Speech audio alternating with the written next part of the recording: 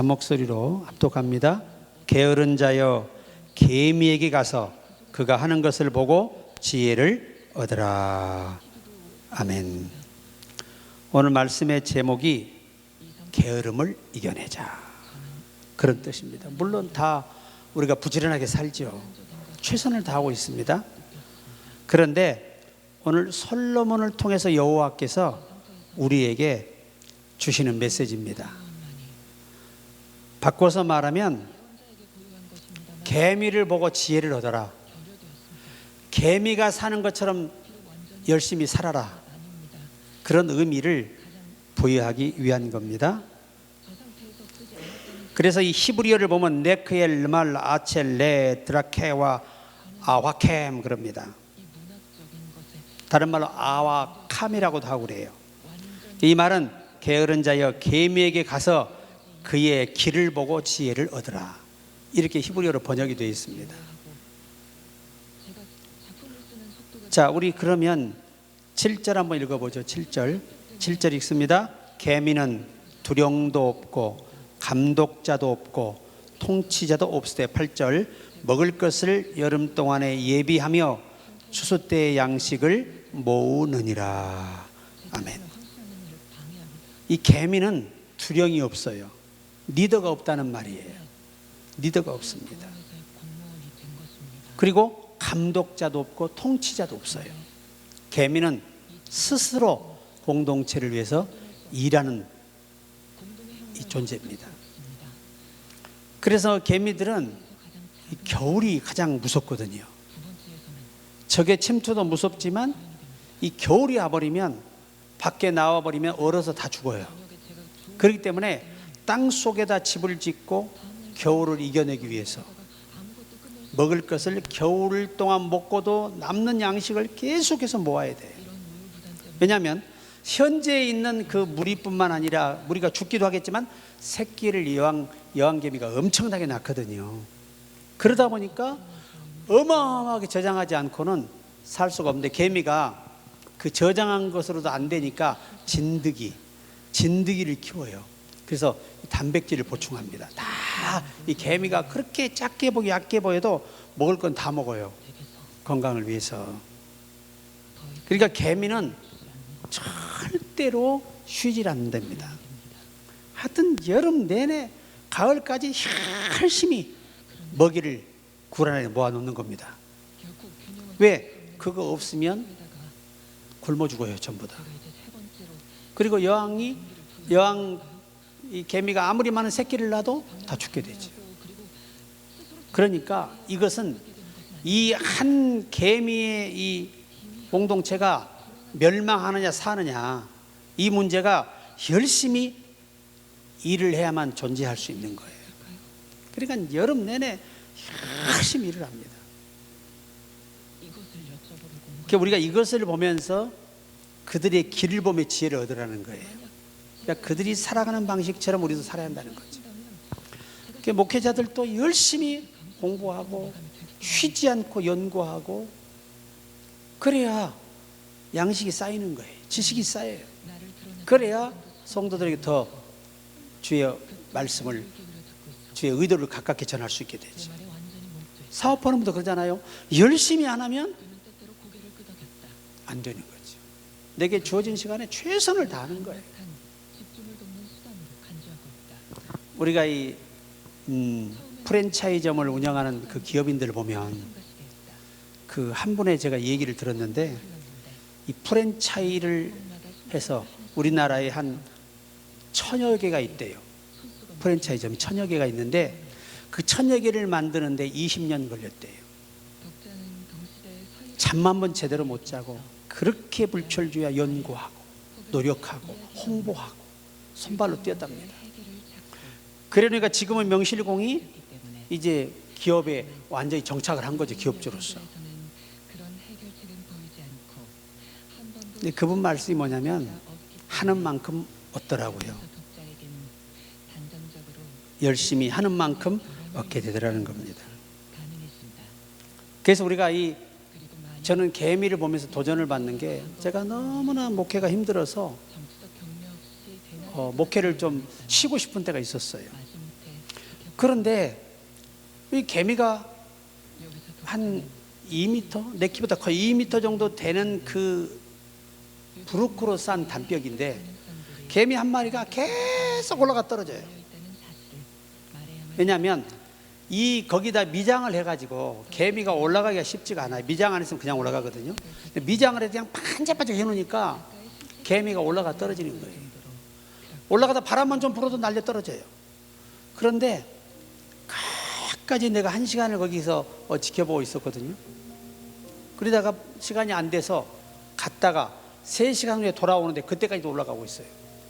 그래가지고 내가 한 3, 40분 이렇게 지켜보고 있으니까 그 개미가 드디어 넘어섰어요. 그걸 보고 주님이 내 마음속에 깨달음을 주신 거예요.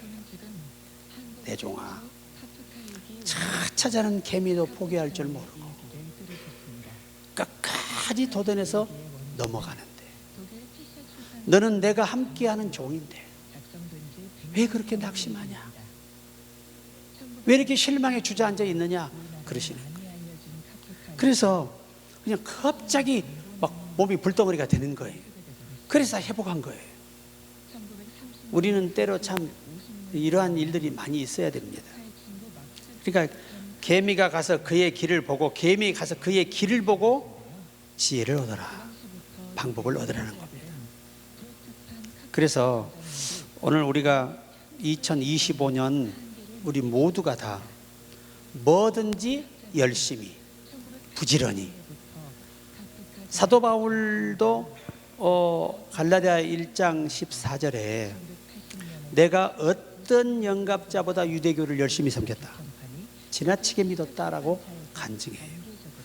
그런 열정적인 사람에게 성령이 역사하시니까 더 열정적인 사람으로 바뀌었던 것이죠.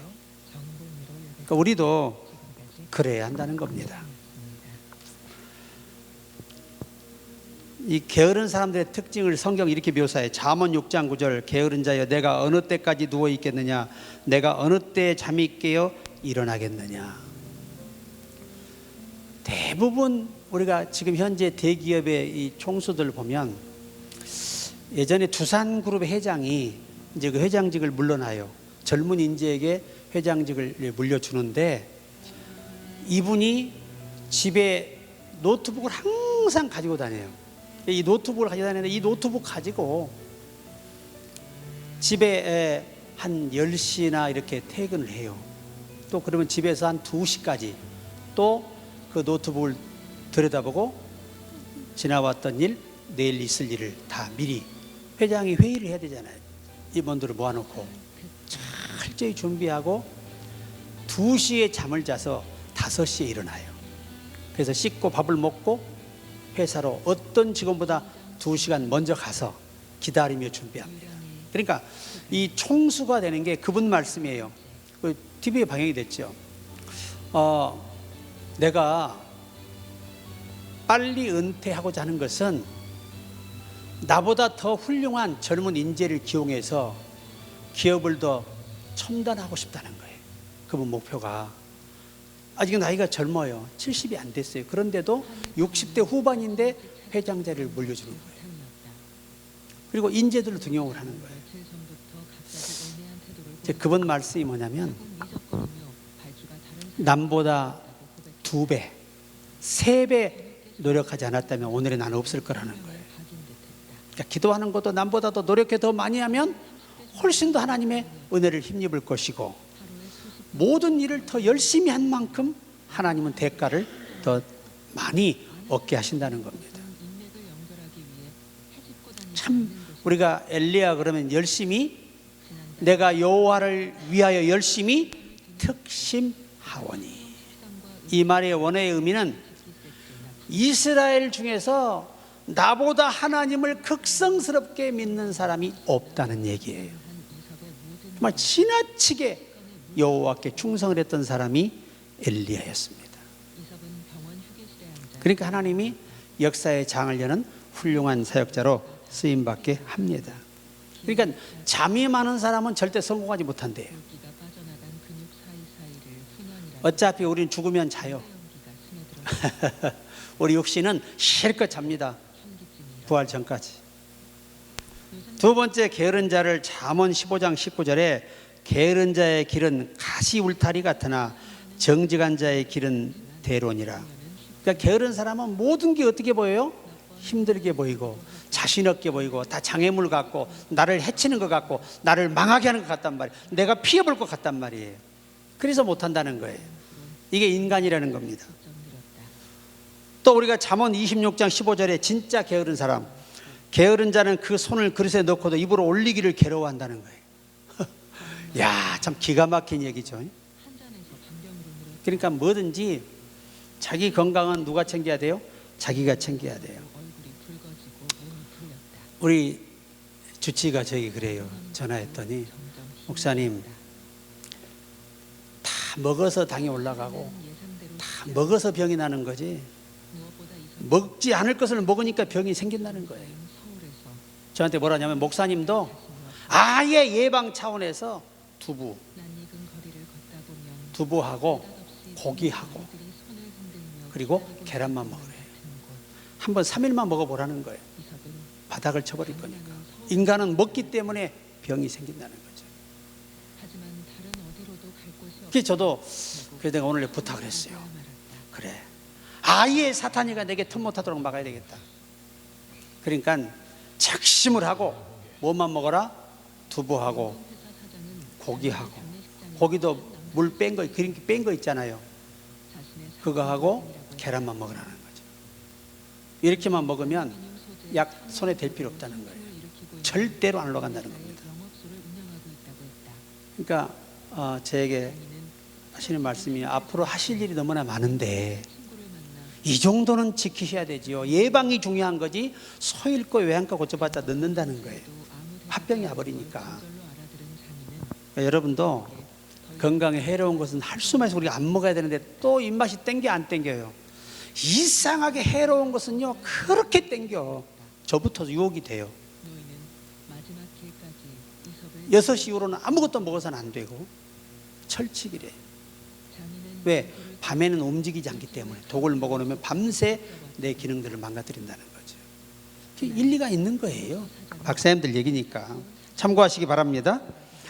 잠언 26장 16절에는 게으른 자는 사리에 맞게 대답하는 사람 7보다 자기를 지혜롭게 여기느니라. 게으른 사람은요 이유가 많아. 말이 많어. 이것 때문에 못하고 저것 때문에 못하고 이것 때문에 못하고 무조건 핑계를 댄다는 거지. 이게 게으르다는 거예요. 게으르다는 거. 여러분 우리 부지런해야 되겠죠. 부지런한 사람이 성공하는 거예요. 하나님도 열심히 있는 자를 들어서 열심히 쓰시는 거예요. 큰 빚을 지고서도 게으름만 피우는 사람이 있습니다. 이게 탈무드 이야기예요. 보다 못해 채권자가 물었습니다. 당신은 돈을 갚을 생각이 있긴 한거요? 있고 말고요. 당신의 돈을 갚기 위해 3가지 방법을 생각하고 있는데 그 3가지가 다 쉽지 않아서 답답해하고 있던 참입니다. 그래요. 그러니까 채권자가 다시 물었습니다. 대체 그 3가지가 뭐요? 그러니까 저 하나는 당신이 갑자기 죽어서 돈을 받을 수 없게 되면 좋겠고, 둘째는 당신이 가지고 있는 차용 증서가 분실되든가 불에 타든가 했으면 좋겠고, 셋째는 길을 가다가 우연히 많은 돈을 주었으면 하는 것입니다. 탈무드 얘기. 하나님이 함께하지 않는 사람은 이런 썩은 정신으로 세상을 판단하고 생각하고 무모한 일에 허비한다는 것입니다. 10월 28일 공중재림 때요, 돈을 있는 대로 다 빌려서 헌금했어요. 왜? 내일 올라가 버리면 갚을 일 없잖아요. 그런데 하나도 못 올라가 가지고 그 빚 때문에 신용부장자 되고 다 고소당하고 엄청난 시련을 겪었어요. 이미 때는 늦으리 후회하면 뭐해요? 항상 우리가 이 좋은 생각으로 항상 모든 것을 생각하고 노력하시라는 겁니다. 잠언 21장 25절에 게으른 자의 욕망이 자기를 죽이나니 이는 자기의 손으로 일하기를 싫어함이니라. 일하기를 싫어하는 것처럼 무서운 게 없어요. 또 잠언 12장 27절에 게으른 자는 그 잡을 것도 사냥하지 아니하나니 사람의 부귀는 부지런한 것이니라. 하여튼요 뭐든지 그래. 열심히 하는 사람이 성공해요. 열심히 하는 사람이. 저는 기타를 단 하루도 손에 놓은 적이 없거든요. 계속 연습해. 왜? 나이가 들어갈수록 이게 빨리 이게 늘지 않는 것 같아요. 딸랑 그 코드 몇 개 알아서 뭐 하겠어요. 그리고 요즘 내가 어떤 생각을 하냐면 조금 여유가 생기면 내가 레슨을 받으러 가야 되겠다. 혼자는 안 돼요. 유튜브를 본다 해도 나이 든 사람은 어려워요. 그래서 저 기도의 하나님, 기왕 배우는 거 죽기 전에 제대로 치고 한번 죽게 하옵소서. 그래서 지금 제가 도전하고 결심하고 있다니까요. 여러분 죽을 때까지 도전하시기 바랍니다. 죽을 때까지. 잠언 22장 13절에 게으른 자는 말하기를 사자가 밖에 있은즉 내가 나가면 거리에서 찢기겠다 하느니라. 이게 게으른 사람들이. 밖에 누가 있어요? 사자가 있어가지고 나가면 찢겨 죽는데. 그래서 못 나간다는 거예요. 어떤 집사님 남편이 또 이와 같은 사례예요. 아니 세상에 가서 돈을 벌어와야 되잖아요. 그런데 자기가 그동안 사기친 게 많아서 나갔다가는 걸리면 누구한테 맞아 죽을 줄 모르기 때문에 못 간다고 그런다는 거예요. 참 그런 안타까운 사람도 있어요. 정신 나간 사람도. 그 얼마나 그 아내는 답답하고 힘들겠어요. 근데 우리 식구들은 대부분 보면 다 부지런해요. 그거 참 감사한 일이에요. 자기 일에 최선을 다하고 그 참 열심히 사는 것은 하나님이 함께 하시는 것이고 성숙해지고 있는 것입니다. 자, 어느 신학교에 공부는 전혀 하지 않고 시험에서 좋은 점수를 받게 달라 기도만 하는 학생이 있었습니다. 교수가 아무리 공부하라고 타일러도 그는 구하나님마다 받을 것이요 두드리는 이에게 열릴 것이니라는 말씀을 외우며 기도실을 떠나지 않았다고 합니다. 공부는 안 하고. 드디어 시험 시간이 됐습니다. 문제의 답을 전혀 알 수 없었던 그는 하나님은 다 아십니다라는 그 글귀를 써놓고 그 한 문장을 써놓고 유유히 교실을 빠져나갔어요. 담당 교수는 채점란에 이렇게 썼습니다. 하나님은 다 아시니 100점, 학생은 다 모르니 0점. 그래서 이 사람이 졸업을 못했어요. 실제로. 성경이 뭐라고 그래요? 너는 배우고 확신한 일에 거하라. 예수님이 왜 제자를 삼아서 가르치라고 그래요? 이미 하나님은 성령을 통해서 이 성경을 특별 계시로 다 허락하셨어. 이것을 우리가 세우신 종들을 통해서 깨닫게 해서 이것을 해석하게 해서 이걸 가르쳐서 알도록 되어 있는 것이 예수님이 제자와 하는 원칙이잖아요. 이게 예수님 방식이에요. 배우는 게. 그러면 왜 배우느냐? 모르니까 배우는 거예요. 저도 모르니까 신학 가서 배우고 그것이 부족하니까 또 한 번 신학을 가고 그것도 부족하니까 또 대학원을 유학을 가는 거예요. 왜? 알아야 하니까. 알아도 끝이 없이 부족한 것이 인간의 어리석음이에요. 그렇게 인간이 우둔합니다. 참 명언이죠. 하나님은 다 아시니 100점이지. 너는 공부 안 했으니까 0점이라는 거예요. 그래서 졸업을 못한 거예요. 그게 후문인데 그 교수가 후문이 이제 참 의미가 있는데 이 친구가 0점 나와버리니까 신학교 졸업이 안 되잖아요. 그래서 아주 작은 신학교를 가서 내가 공부를 안 하고 기도만 할 텐데 그래도 점수를 인정해 주겠다면 학교를 다니겠습니다 그랬는데 그 학장이 더 작은 곳으로 가보시게 그랬다는 거예요. 그래 더 작은 곳이 어디냐 그랬더니 일용직 일꾼으로 가서 노가다 하는 거였어요. 더 할 게 없는 거 모르는데 어떻게 써요. 하나님이 안 쓰지. 여러분 베드로나 12 사도가 다 성경을 모르잖아요. 그래서 하나님이 사도 바울을 부른 거예요.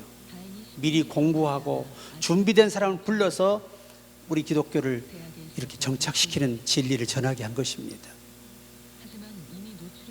여러분 모세가 무식한 사람입니까?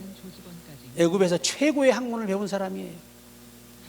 공주의 아들로 얼마나 유능한 교수들에게 공부를 했겠습니까? 그러니까 리더십이 대단하죠. 그냥 되는 거 아니라니까요. 사무엘 선지자는 하나님 신령한 종으로, 영적인 종으로 쓰기 위해서 성전에다가 데려다 놓고 어려서부터 자라게 해서 거기서 하나님을 만나게 하고 교통하는 사역을 하도록 하신 거예요. 그러니까 여러분이 아시겠지만 일부 사도들은 전도는 잘하는데 뭘 못해요?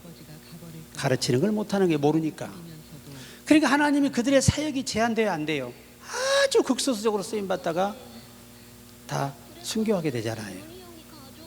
그러나 그 이후로 이제 성경이 완성이 되다 보니까 지금은 제자화가 돼서 오히려 그때보다 훨씬 더 많은 범위로 전 세계로 복음이 뻗어나가게 되는 걸 보십시오. 루터가 열심히 없는 사람이었더라면, 더 하나님의 기쁜 뜻을 알고 싶은 욕망이 그에게 없었더라면 그는 이 진리를 발견하지 못했을 거예요. 여러분, 부지런하시면 성공할 수 있습니다. 그래서 성경은 부지런한 사람이 어떤 사람이냐? 잠언 27장 23절에 내 양떼의 형편을 부지런히 살피며 내 소떼의 마음을 두라. 그러니까 자기 사업에 뭘 둬야 돼요? 마음을 둬야 돼요. 음악을 담당하는 사람은 음악에 마음을 두어서 미리미리 기도하고 미리미리 새로운 곡들도 익혀서 미리미리 다 마스터 해가지고 또 찬양을 드리고, 그래서 모든 성도가 쉽게 배울 수 있도록 잘 고려하고 충분한 기도가 있어야 되고 그래야 되는 거예요. 이게 부지런한 거예요. 이게 진짜 마음을 두는 거예요. 형편을 살피는 거예요. 교육자들은 교육자답게 정말 존경할 만한 그런 지식을 가지고 인격과 인품을 가지고 가기 위해서 노력하고 그 마음을 두고 최선을 집중해야 되는 거예요. 어느 공동체든 마찬가지예요. 회사를 운영하는 사장이 그 회사에 마음을 두지 않고 딴 데 마음을 팔고 산다면 그 회사는 망합니다.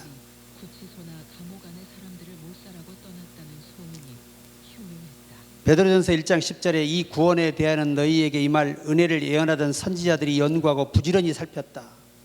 자, 보세요. 너희에게 임할 은혜를 예언하던 선지자들이 뭐 했다? 연구하고 부지런히 살폈다는 거예요. 그러니까 구약의 이 예언의 말씀을, 이 예언의 말씀이 무엇을 의미하는지를 부지런히 살피고 읽고. 여러분, 우리가 그 예루살렘의 통곡의 벽에 가면요, 성경을 펴놓고 이렇게 해요. 이거야, 이거. 이게 무슨 의미냐? 여호와여, 말씀만 하시면 내가 달려가겠습니다. 그 얘기, 그 의미로 이거 하는 거예요. 그냥 하는 거 아니에요. 막 쇼맨십 하는 게 아니에요.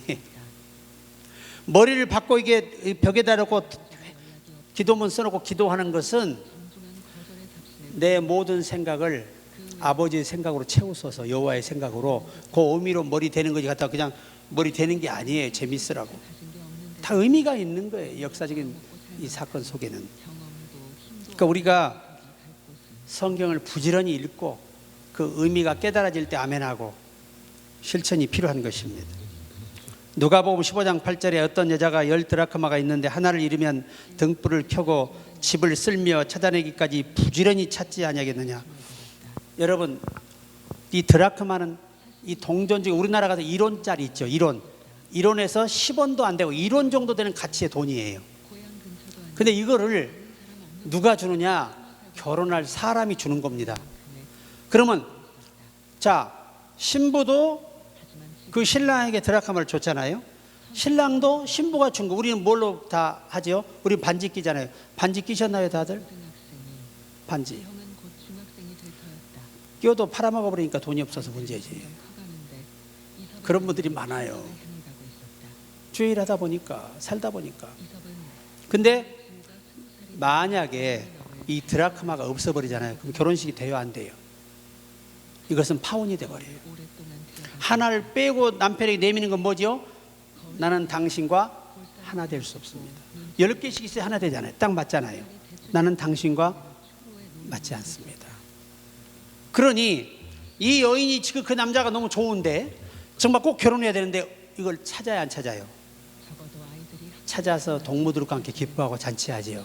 이게 결혼식을 의미하는 거예요. 참 놀라운 일이죠. 뭐든지 열심히 하는 사람은 찾아요. 잃었던 걸 찾아서 다 회복할 수 있습니다. 자, 우리가 한두 개만 하겠습니다. 신명기 6장 7절에 내 자녀에게 부지런히 가르치며 집에 앉았을 때든지 길에 갈 때든지 누워 있을 때든지 일어날 때든지 이 말씀을 강론할 것이며, 이 자녀들이 기가 따갑도록 하나님의 말씀을 강론하라는 거죠. 그런데 어떤 목사님이 제가 장례식을 갔는데 그 사모님이 나한테 질문을 해요. 그 전에 그 목사님이 그러시더라고. 제발 우리 집사람하고 좀 대화를 해서 좀 풀어달래. 자기하고는 도저히 대화가 안 된대. 그래가지고 이제 그 사모님 나한테 질문을 해요.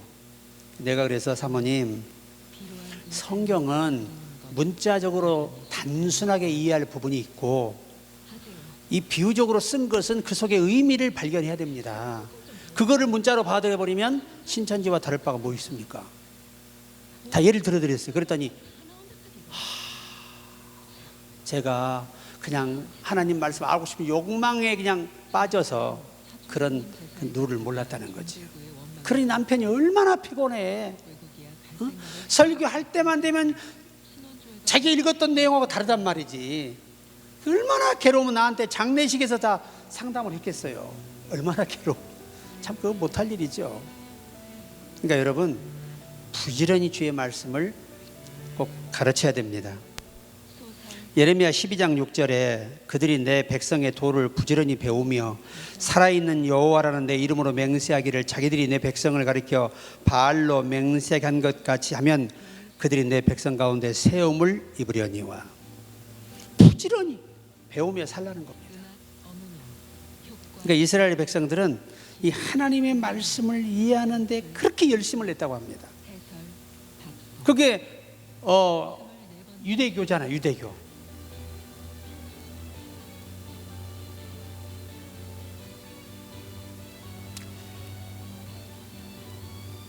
피로침을 발견한 벤자민 프랭클린은 독실한 청교도 가정에서 태어났습니다. 그는 학교라고는 고작 1년밖에 다니지 않았다고 합니다.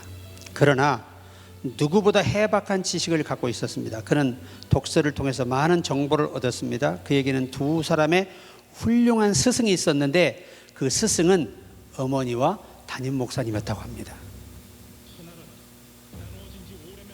어머니는 자녀에게 매일 잠언 22장 29절을 들려주었습니다. 자, 우리 잠언 22장 29절 한번 봅시다. 도대체 뭐라고 이 어머니가 아들에게 가르쳤는지. 잠언 22장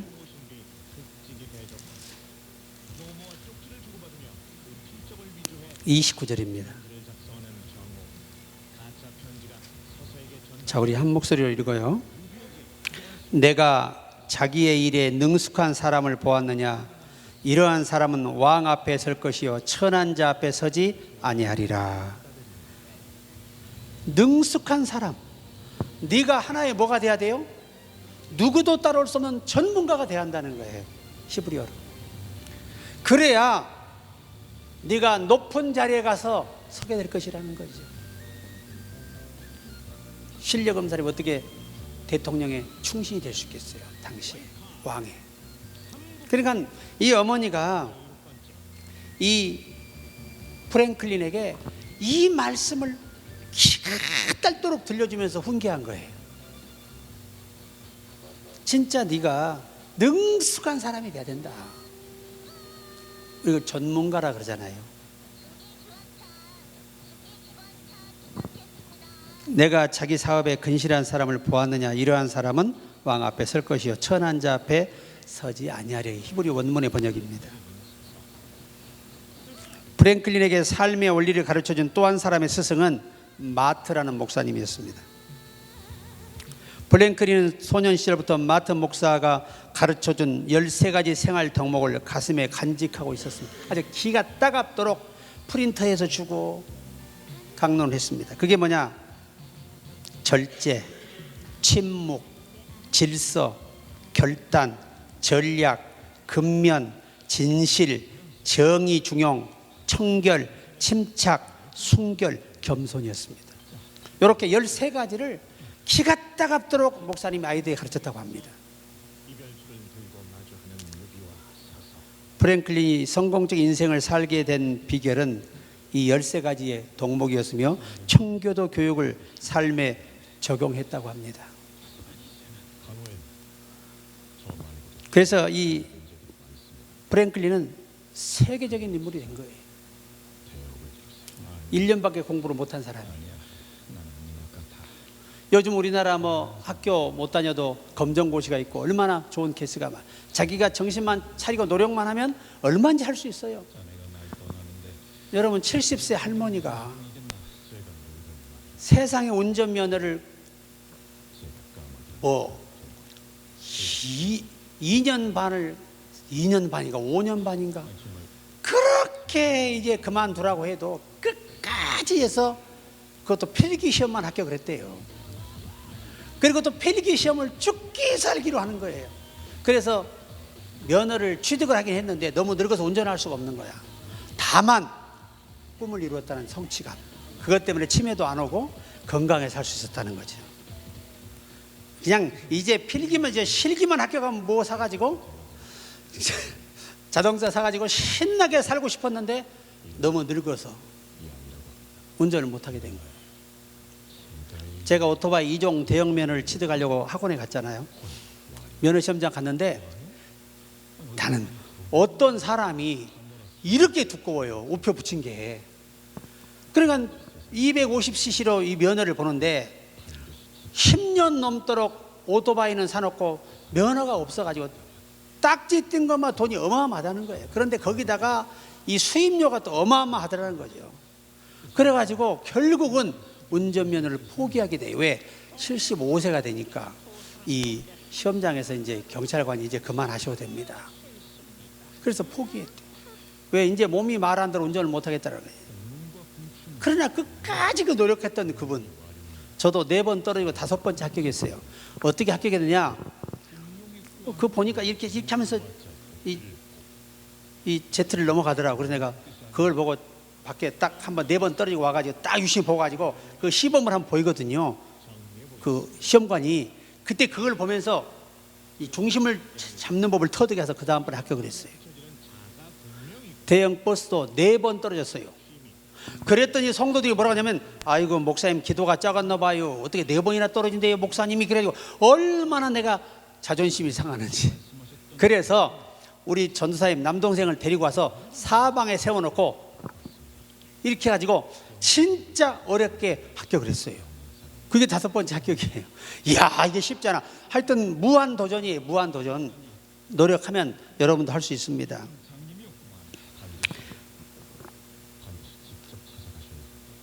오늘 이 조지아 주립대학 경제학 교수 스탠리 박사는 지난 20년간 미국의 백만장자들을 연구했습니다. 과연 백만장자들은 어떤 사람들일까? 미국 부자의 80%가 부모의 재산을 물려받은 것이 아니라 중산층이나 노동층 가정 배경에서 나왔다고 설명했습니다. 이 통계는 많은 유산이 좋은 결과를 가져오지 않는다는 말도 됩니다. 물질적 유산보다 독립정신이나 근면 정직 같은 정신적 유산을 물려주는 것이 자녀의 장래를 위해 훨씬 도움이 된다는 뜻도 됩니다. 그리고 그는 이렇게 얘기했습니다. 그들 속에는 예수가 계셨다. 부자가 부자 되는 게 아니라는 거예요. 우리처럼 이렇게 가난한 사람들이 하나님이 복을 주시면 세계적인 부자가 될 수 있다는 거예요. 누구도 예측할 수 없어요. 우리 할 수 있어요. 그래서 오늘 우리가 팩트가 그거 아니겠습니까? 부지런하면 하나님도 부지런한 자를 통해서 일하시고 그로 성공의 삶의 가도를 달리게 하신다. 그 영광이 우리 있기를 주의 이름으로 축복합니다.